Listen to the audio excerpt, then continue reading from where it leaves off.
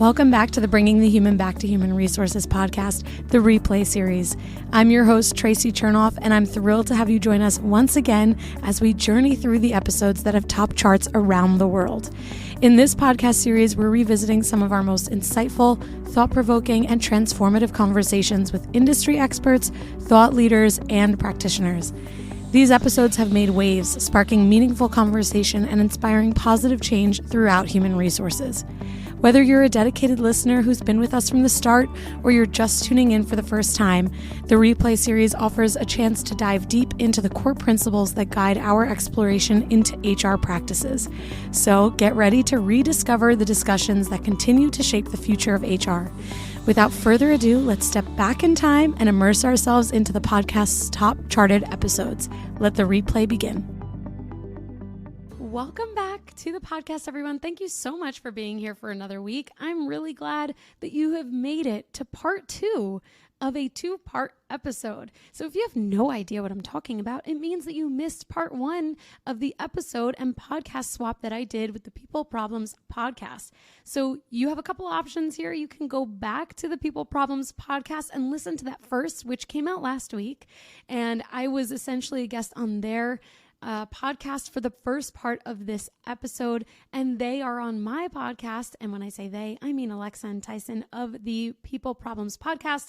And so the second part is happening in just a few moments when we roll into the second part on this episode. So it is a podcast swap. You can, in theory, listen to this episode first if you really want to, but why mess up the flow of things, right? The first part, again, is on the People Problems podcast, and the second part is right here. So if you have already listened to part 1, then you have no need to go anywhere else. You are in the right place, and we can kind of kick off part 2 in just a moment. So before I go into it, I just want to let you know that for the first time on my podcast, I am releasing an explicit episode. There are some curse words that fly around in this episode. And so if you have been here before and you've listened to my podcast, you know that I tend to filter myself a little bit on this area of life, probably for reasons that make me totally lame. But honestly, it's because if a future employer listens to my podcast, I don't want them to just think about or hear the curse words that come out of my mouth. And I have to tell you, I think I've mentioned it before, but outside of my podcast, I have a lot to say in the area of choice words, if you know what I mean. So if you listen with children or maybe, people with ears that are sensitive, you might just want to proceed with caution because there are some F-bombs, and we're not going to apologize for that today, but just so you know. Also, you have to make sure that you are following and listening to the People Problems podcast because it was such a pleasure to be on their show. And I'm just super glad that we were able to do this podcast swap so that Alexa and Tyson are on my show as well. And hopefully we can do this again in the future. But I have to say it was a lot of fun laughing about all of these HR misconceptions. You all know my very first episode was all about destigmatizing HR, and I feel like the month of August has been about all of the stigmas and the misconceptions that are associated with HR, so it kind of just feels like we're coming full circle as I approach the 2nd anniversary of my podcast. So without further ado, before jumping in, I just want to remind you, you can rate, review, and subscribe wherever you are catching this podcast, whether you're listening or watching on Spotify or YouTube. And I would love if you take time at the end of the episode to leave a 5-star review and a nice little comment. And if you could follow me on Instagram and TikTok at HR Tracy, and that is Tracy with an I. So with that said, we're going to go right into part 2. Thank you so much for sticking around and being here. Here we go. All you do is fire people, pay people, and fire people. I think my grandma submitted this. That's truly what she thinks I do. Just fire people all day. She's like, do you just fire people and then you hire new ones? I'm like, not exactly. Sort of. Yeah, sometimes. Yeah, so let's explain this to grandma. Explain maybe to grandma why that's not true. Oh, well, the reality is for me is that this is a true misconception and also a false one. The true part of it is that we are so intertwined in the hiring and termination process, obviously termination for mitigating risk and hiring because someone's got to figure out what they're getting paid and maintain all of the, equity involved in that. Totally. Or maybe it's a recruiting team. The falseness in it is that terminations are often coming from a manager, right? So like unless you're the person's manager, you're either supporting or you're just ensuring that, the termination is following all of the guidance that you recommend to ensure that there's equity and fairness and consistency across the organization. So I guess the misconception probably comes from the level of involvement that we so often have to have. But at the same time, it's like I feel like it's not even 10% of what HR really does, unless you're in a recruitment role. I think. Yeah. Go ahead, Tyson. Yeah. So recruiters, that's like all they do is hire people. Not to be ignorant or anything, but like that's kind of what they do. That's why I'm not and there's other stuff. Yeah, same. Like, and I've never been a recruiter, so I'm gonna get my recruiting friends calling me, being like, "You don't know what the fuck you're talking about." Right. But, good recruiters are incredible. Bad recruiters just throw a bunch of shit against a wall and see what sticks. Bad recruiters are incredibly bad. Yeah. Really bad. So look, again, kind of piggybacking off what you're saying there, Tracy, is yes, we are involved with hiring and firing. Do we make the decisions on who's getting hired and who's getting fired? Not always. Do we have influence? Yes, we do. But that's not what we do all day, like this isn't like some George Clooney shit where I just like sit there and, like definitely not. There's a whole life cycle, and Alexa's gonna love my little employee life cycle. I'm sure that just makes you so happy. Exactly. It's the whole thing. It's before they start and the transition out. But there's a whole shitload of stuff in between, okay? There is a lot. There's a lot of things. I'm all about a good employee life cycle diagram. Don't worry, Tyson. I wish we could whiteboard. We should put our faces. We do this. Yeah, we should make a little diagram with the faces that we made in the beginning and just, understanding the employee life. Yeah. That's so good. Yeah, I love this HR face memes coming post podcast. We'll have to get the design team on that. Get on that team. Yeah, but so it's funny. I think what would be a more the misconception is that all HR does is fire people. Mm-hmm. The truth is that HR is involved when people are hired and when people are fired.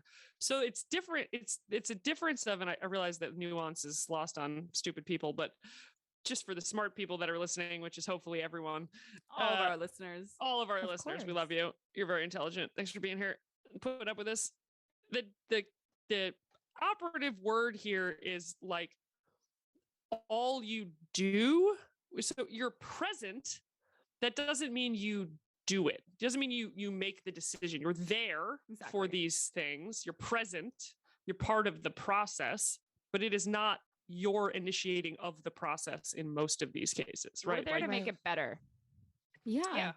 Or and at least make it less bad. Right. Less bad, and make sure it's consistent too. I feel like, honestly, I think that part of the misconception comes from, I always try and figure out where things originate. So this is, you'll probably hear me continue to try and root cause where something comes from. But, I love it. People who have had poor experiences, whether they were terminated, period, or they had a bad experience with their termination, it's to me, it's probably that HR was not involved. And so they had a bad experience because their manager or leader didn't know what to do and didn't communicate effectively. Or two, that HR was involved and it just was not a conversation that the employee appreciated, because who wants to get terminated? And so now HR is lumped into this bucket of being a bad person. Well, I'll also throw in a third possibility, because those are both wonderful possibilities. The third possibility is that there was just some really fucking bad HR involved, because that happens too. And that that is not all fucking rainbows and sunshine. Totally. Some people suck at this and they get it really wrong. And people extrapolate those individual people or those individual instances to the entire sort of function.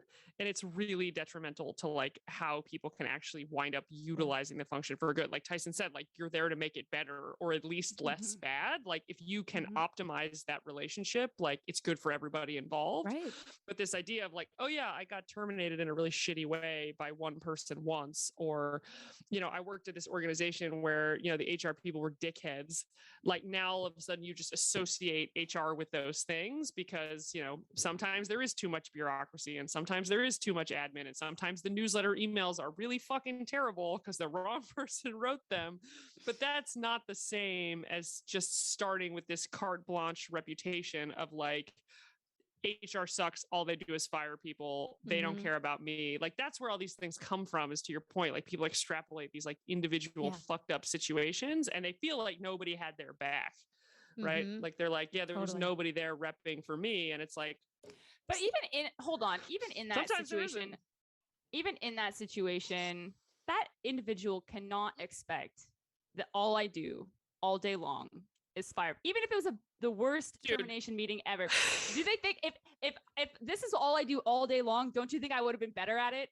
Like, you like, also, I'm sorry, if all you do is do that shit all day long, I think you'd be like a fucking psychopath. Like, if you're just sitting, things like, where would everybody be? Getting off on firing people all day? Like, out of here. Don't go near Tyson. That's right. Tapped. That's bizarre. That's bizarre. Just, you know what? Tyson with a Tommy gun all day. Just take it. You're out of here. You're fired. You're done with. Don't talk to me. Oh my God. Just annihilating people all day. So getting true. The Terminator, literally. The Terminator, literally. This is what sticks in people's minds, though, right? Like, when they're fired, you never forget that, I'm sure. I mean, I've never, knock on wood, I've never been fired. I'm very lucky, I guess, and grateful for that. But that's what people remember. And if you do it well, they're still going to remember it, but they might still hate you. But at least hopefully they'll remember that you had some consideration, you gave them information, and they felt at least, clear about what was going on. But I also think, thinking about all the HR people that are not so great and should just exit stage left as soon as possible to make room for the people that want to do a good job. I say this all the time on my podcast. I'm like, just get out of the role. What are you hogging the seat for? Get out. Yeah. But those, people speak, and every stereotype has a little bit of truth to it, right? Like, that's why there are misconceptions and why there is some truth to these misconceptions, because the bad stuff, the negative things, always spreads much faster than anything good. You could do a million good things for someone, and then one thing could go wrong. You make one mistake, you fire someone in a way that was like, maybe it was a bad day for you or whatever, and that sticks, and that's what spreads. And then you take mean bitches.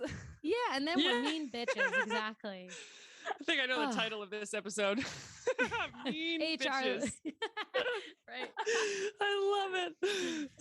All right. Well, speaking of which, the next misconception, just to keep the fodder going here, is that HR is easy and anyone can do it. You know what? Get out of here. Don't even wipe left on that shit. Absolutely not. Goodbye. If you think that, just don't even grace me with your presence.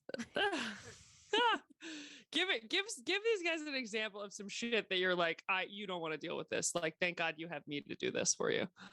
Other than hiring and firing people, because that's all you guys do. Oh my gosh.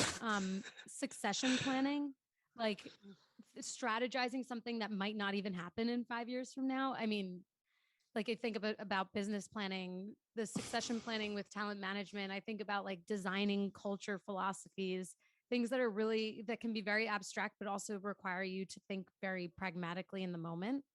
I mean, and then adding on top of that, not having enough time to do it because there are things in the moment that require all of your time. If someone would like to show me that they can do it and it's easy, I absolutely would love to watch. Just freaking managing a little spicy on this topic. I love it. I love the spicier the better, Tracy. I feel like just managing people's feelings all day and like the politics and like working in that realm. So it's like, not only do we have to do our job, but we're like friggin' matrix, like dodging like office politics and like big egos and like trying to make people like herding cats to like make a decision in something, like, right? And it's difficult because a lot of the time the work that we're involved in like does come with high feelings. So like if we're talking about succession high planning, feelings, high feelings are high. Feelings are high. That's I like when feelings are low. High feelings. High feelings. Mean bitches with high feelings. This is like HR we always have this like lingo. It's like tension, friction points. High feelings. I love it. High feelings is one of them. So high feelings. If we go back to Tracy's example and we're talking about succession planning, we've got manager A versus manager B. They each want a different person to be into the role, like how do we then deal with that, right? Like it's very difficult juggling a lot of that stuff, like reorging, workforce management, all that stuff comes with a lot of high feelings.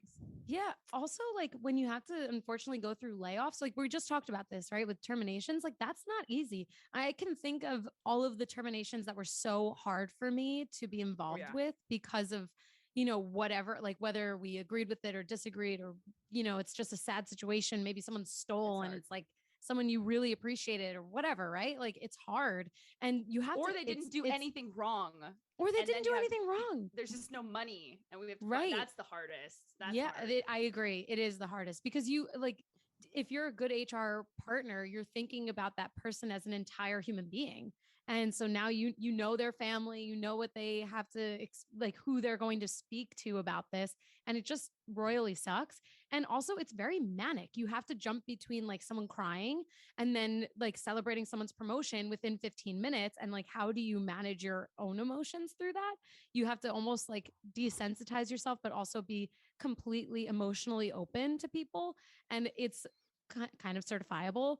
And the ER issues, like employee relations, for anyone out there, like no one wants to do that job. I used to love it, and anytime I said that, whether it was on an interview or with a colleague, they're like, that's great because I hate it. So if anyone's in an ER specific role, like that is so hard. So hard. Yeah, we actually just by the time this comes out, we'll have had a guest who does ER, and she is a fucking saint. Like she is so even keeled, and like she is so just fucking like chill. Like you have the perfect temperament for this shit. Yeah, man, you deal with enough people, like you'll start to go crazy. And that's it. So what do you think, Tyson? It's easy. Anybody can do it. No.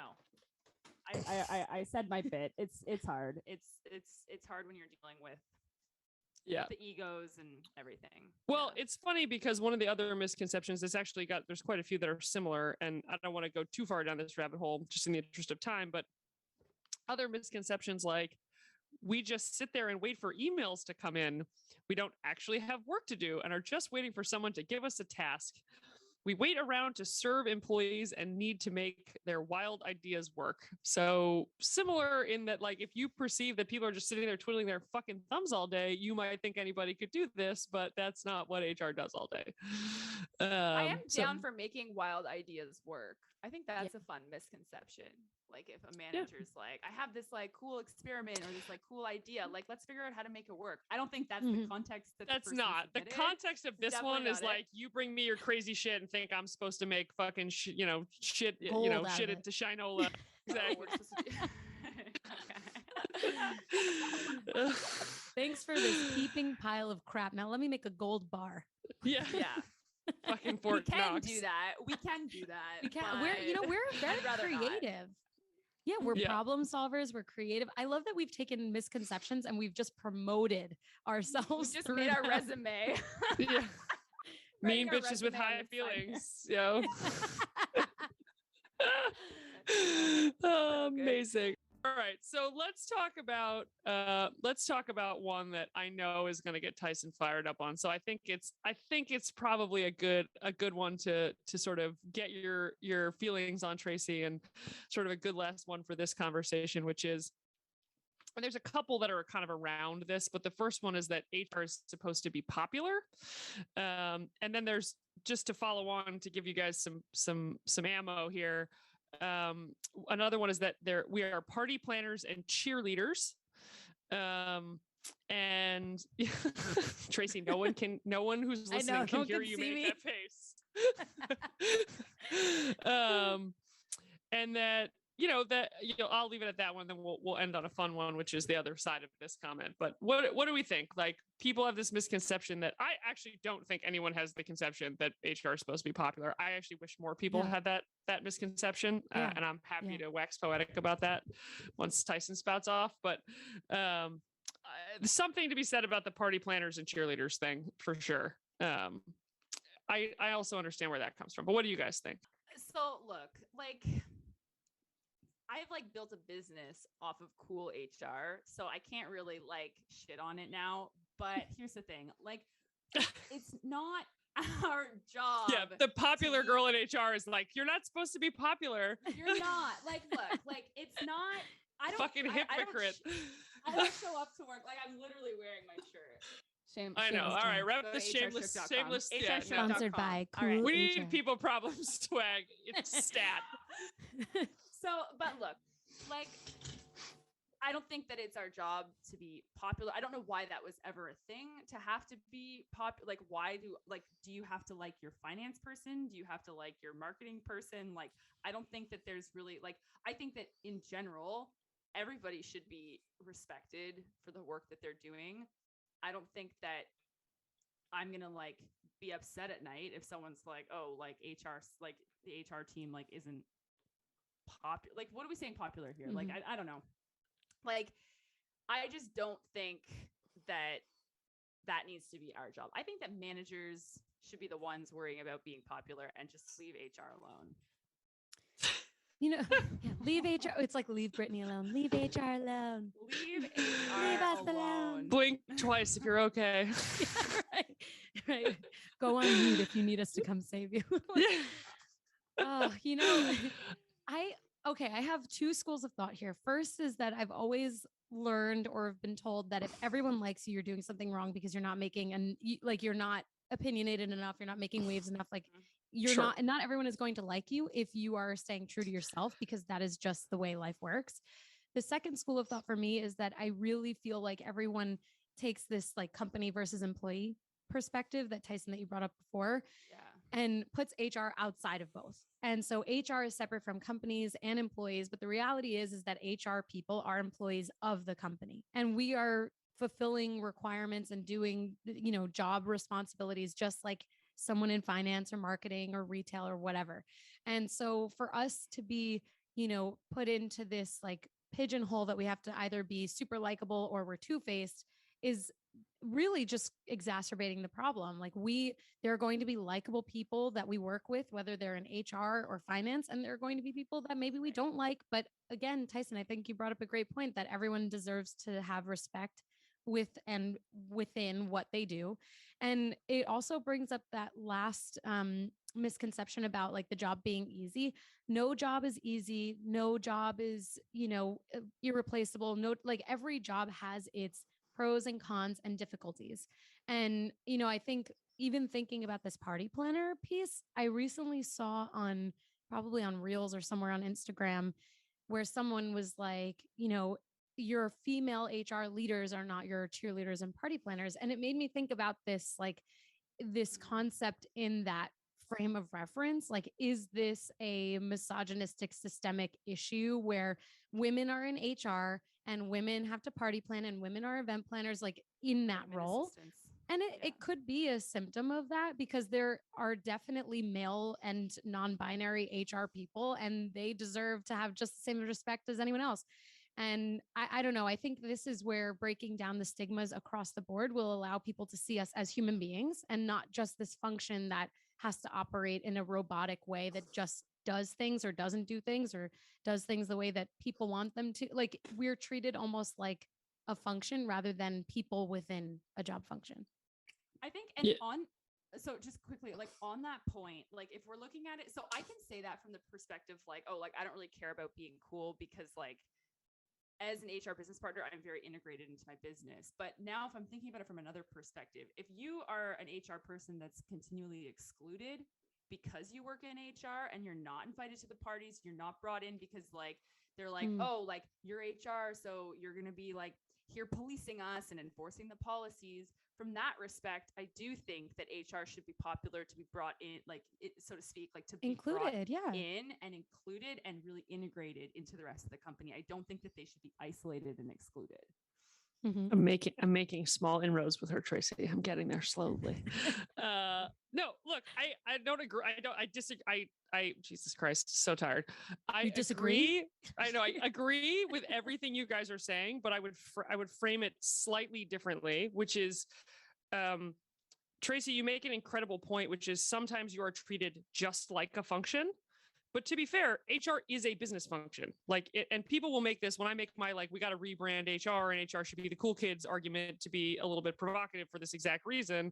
People say, well, I'm just a function. Like, who cares if you like marketing or who cares if you like sales and all these things? And the answer is like, none of those functions in the business have this reputational problem, right? No one, those groups are not being excluded. Those groups are not thought of as potentially the police or potentially the people that like can't be anywhere near the party or it won't be any fucking fun, right? Our like accountant friends, maybe accounting. Yeah, I would say our I don't know. team.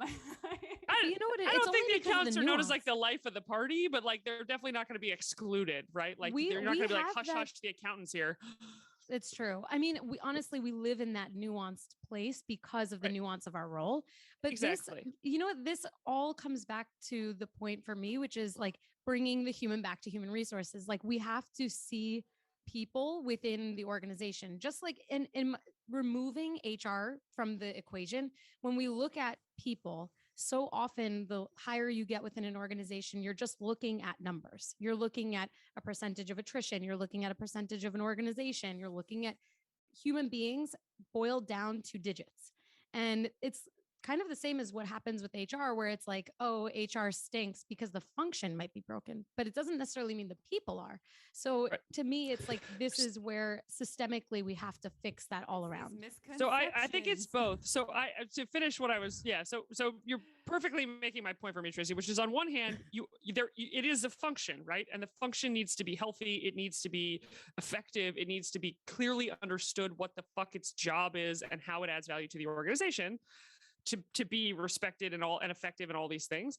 And then it also has to be people that do the function that can carry out the effectiveness of the function itself, but also be human while doing it. And so, for example, I actually think you want your HR team, not every person on your HR team, specifically not every woman on your HR team, doing shit like party planning and all these things, but you probably want your people team handling that shit because it is like the most high touch experience your employees are going to get. It's a way to make the function highly visible and say to your employees, hey, the HR team is here on like to be a liaison, to do cool shit. We're part of a positive conversation.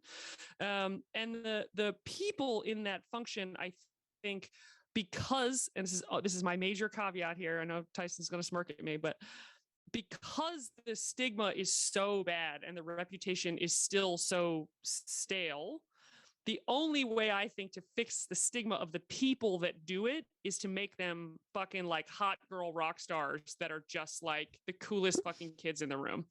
And then you go, okay, I think of HR a little differently now.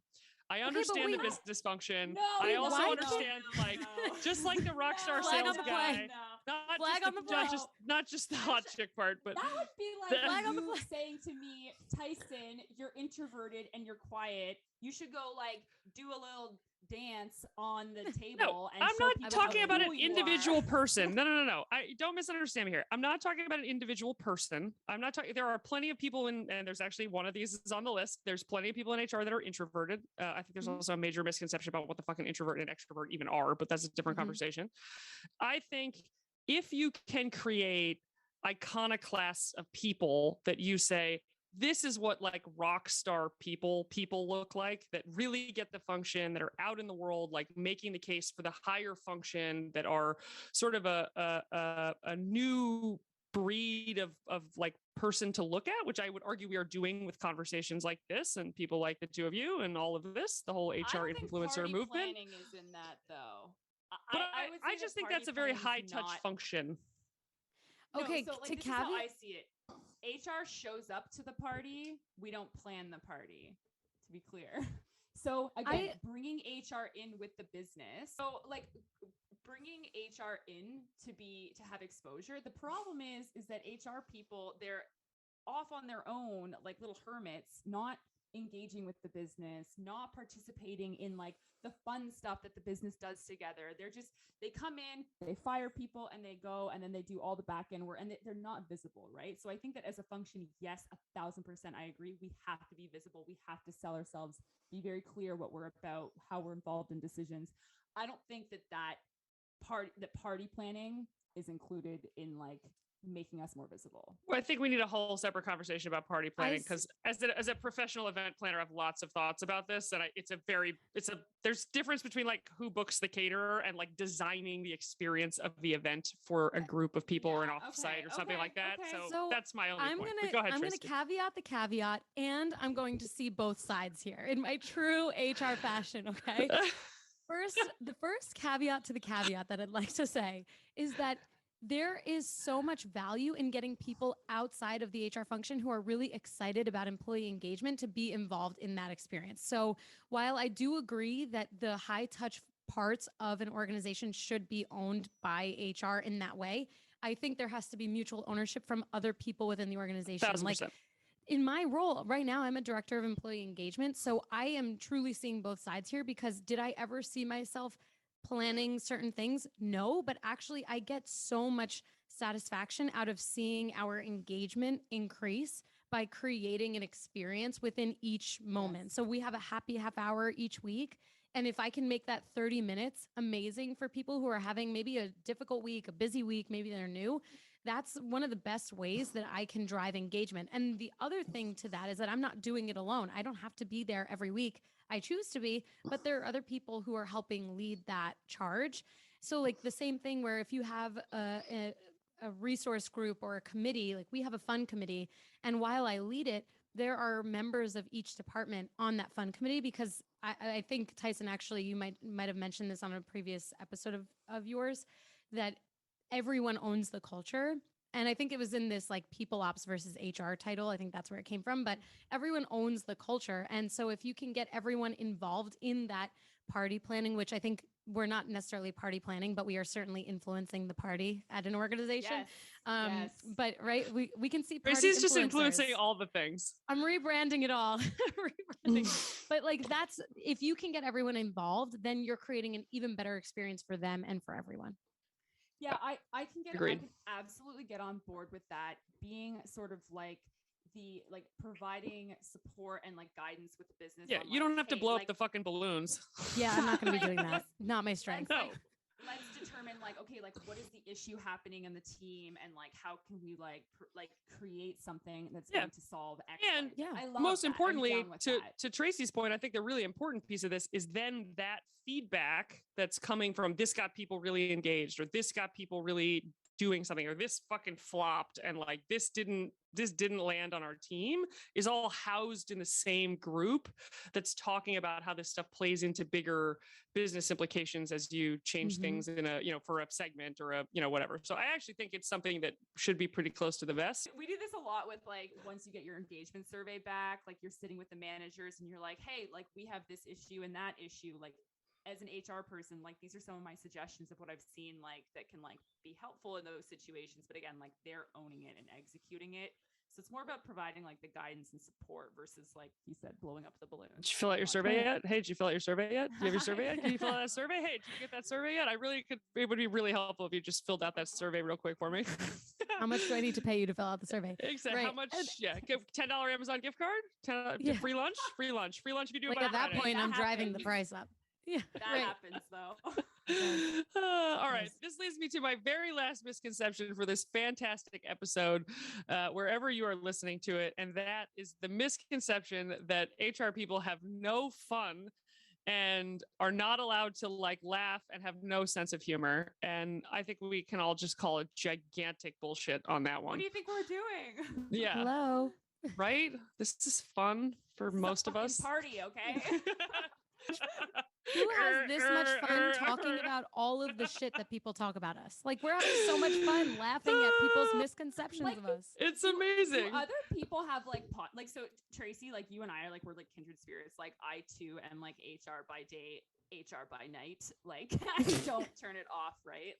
Right. It's my day job, but I also try to one of the misconceptions on here is that HR is who you are, not what you do. No, I mean, I agree. That we are the that's job. Not HR is not. You're both I am HR always. But yeah. If we weren't having fun, I don't know. Other sick, maybe twisted, mean bitches with high feelings. Right. Gotta love the high feelings. I live in my high feelings. There's something slightly twisted about this, though. Like, you got to admit, there's something. That's why I think we can have so much fun with it. Is it's slightly twisted? But people are fucking crazy.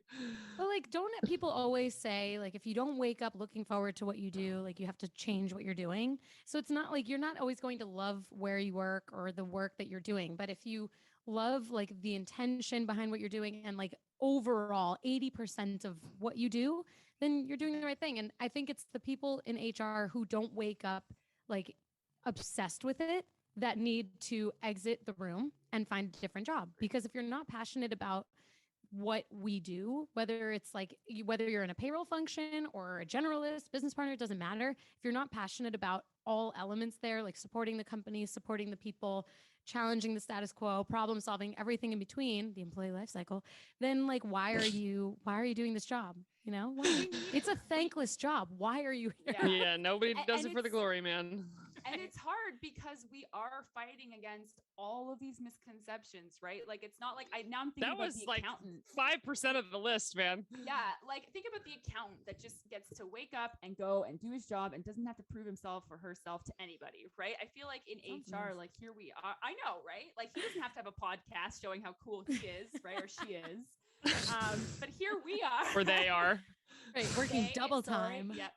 Yeah, we're working double time here trying to. We're in fucking sweatshirts that say it. Right, Cool HR, sponsored by Cool HR. No. God damn it. Oh, I love free it. Advertising. I love you guys. All right. This has been so fun. Listen to us on all the places you can get podcasts. You can get People Problems. You can get Bringing the Human Back to Human Resources on Apple, Spotify, all the things. Thank you for listening. If you made it this far to both parts of this episode, Tracy, thanks for doing this with us. And we gotta get the ladies together more often, I think. Oh, seriously, we need to do this again. Thank you for having me. Of course. Likewise. And thanks for having us. Yeah, yes. Seriously. You're welcome anytime. Hey, just before you go, don't forget to subscribe to this show so that you are the first to hear when an episode drops each week. And maybe leave a 5-star review and a comment about how much you loved this episode. Plus, if you have someone in mind who would really enjoy this episode, make sure you share it with them. Thank you so much for tuning in, and I will see you next week.